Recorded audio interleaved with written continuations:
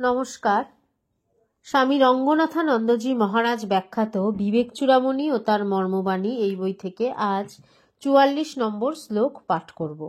পূর্ববর্তী শ্লোক অর্থাৎ 43 নম্বর শ্লোকে আমরা দেখেছি গুরু আত্মজ্ঞান লাভের জন্য ব্যাকুল শিষ্যকে সেই পথের সন্ধান দেবেন বলে আশ্বাস দিচ্ছেন, যে পথে চলে অতীতে বহু জন তরঙ্গ বিক্ষুব্ধ সংসার সমুদ্র অতিক্রম করেছেন। এরপর 44 নম্বর শ্লোক আসছে। প্রথমে শ্লোকটি পাঠ করব এবং তারপর মহারাজজির ব্যাখ্যাত অংশটি পাঠ করব।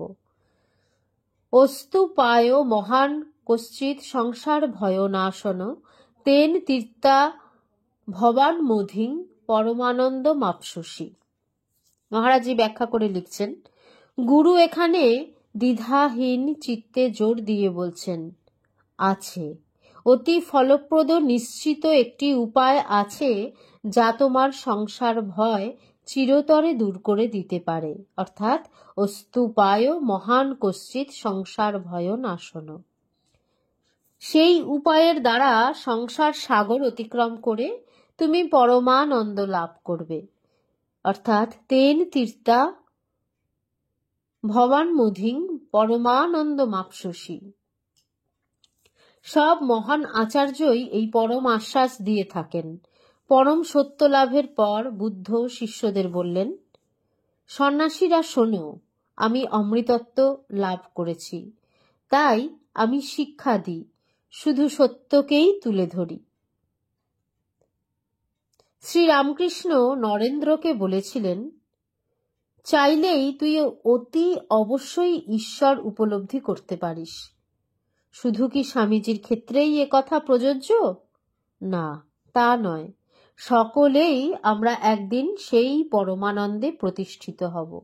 এখন আমরা সব জীব, কিন্তু একদিন আসবে যেদিন পরম অবস্থা লাভ করে আমরা যথার্থই ধন্য হব, সার্থক হবে মানব জীবন। ধর্মের প্রকৃত লক্ষ্যই হল মানুষকে তার পশু ভাব থেকে মুক্ত করে দিব্যতা ও মোক্ষের দিকে নিয়ে যাওয়া।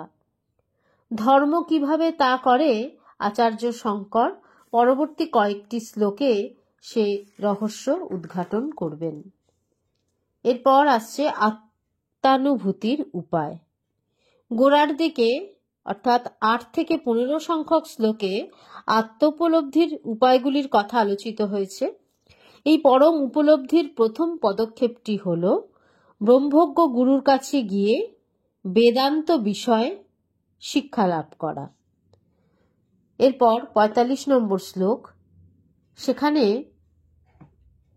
আমরা দেখতে পাব এই অংশের ব্যাখ্যা। প্রথমে শ্লোকটি পাঠ করছি এবং তারপর মহারাজজির ব্যাখ্যাত অংশ।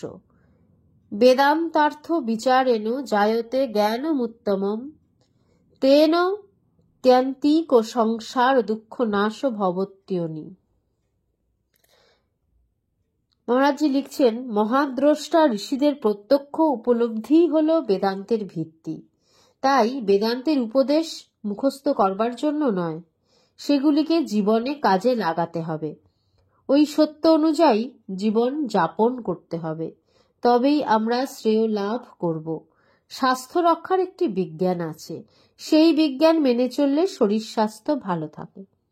অনুরূপভাবে বেদান্ত হল অধ্যাত্ম জীবন গড়ে তোলার বিজ্ঞান, যে বিজ্ঞান পরম সত্য লাভের জন্য আমাদের কি কি করণীয় তা সুস্পষ্টভাবে বলে দেয়।